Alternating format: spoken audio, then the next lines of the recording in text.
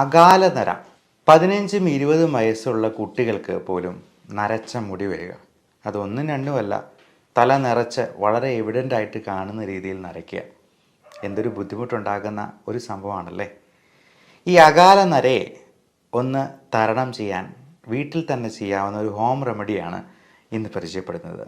നമസ്കാരം, ഞാൻ doctor Bipin Jose, പൾമ medical centre, Pala, Kanjirappally and സുൽത്താൻ.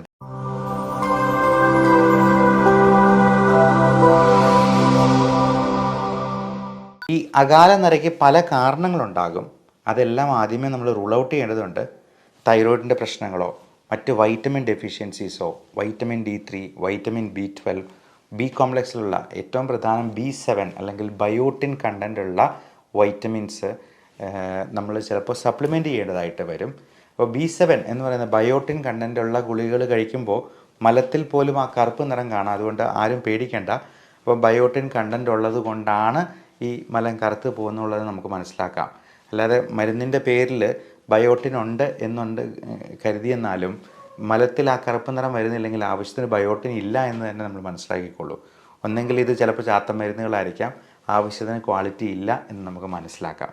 അപ്പം നമുക്ക് ചെയ്യാവുന്ന ഈ ഹോം റെമഡിയിൽ നമുക്ക് ചേർക്കേണ്ട പ്രധാനപ്പെട്ട ചേരുവകൾ: 1 വെർജിൻ കോക്കനട്ട് ഓയിലാണ്, 2 ഉലുവയാണ്.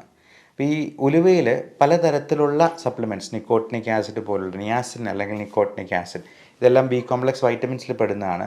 ലെസിത്തിൻ എന്ന് പറയുന്ന കമ്പോണൻ്റ് ഉണ്ട്. ഇതെല്ലാം മുടിക്ക് നല്ല സ്ട്രെങ്ത് കിട്ടാനും അഴകുണ്ടാകാനും ആ സിൽക്കി നേച്ചർ മെയിൻറ്റെയിൻ ചെയ്യാനും ഒക്കെ സഹായിക്കാം. വെർജിൻ കോക്കനട്ട് ഓയിൽ എന്ന് പറയുന്നത് നല്ലൊരു മോയ്സ്ചറൈസറാണ്.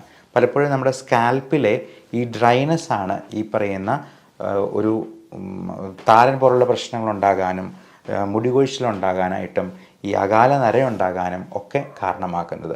ഈ വെർജിൻ കോക്കനട്ട് ഓയിലിലാണ് നമ്മൾ ഈ ആവശ്യത്തിനുള്ള ചേരുവകൾ ചേർക്കുന്നത്.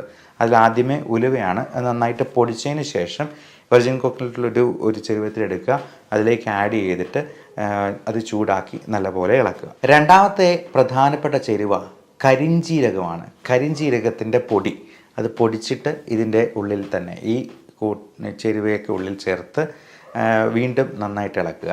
അപ്പോൾ ഇളക്കി കഴിയുമ്പോഴത്തേക്കും അത് കറുത്ത നിറത്തിലൊരു പേസ്റ്റ് പോലെയാകും. അതിനുശേഷം നമ്മൾ അടുത്ത ആഡ് ചെയ്യേണ്ട സംഗതി മൈലാഞ്ചി പൊടിയാണ്. അത് മൈലാഞ്ചിയുടെ ഇല കൊണ്ട് തന്നെ നമുക്ക് വേണേൽ പൊടിച്ചുണ്ടാക്കാം.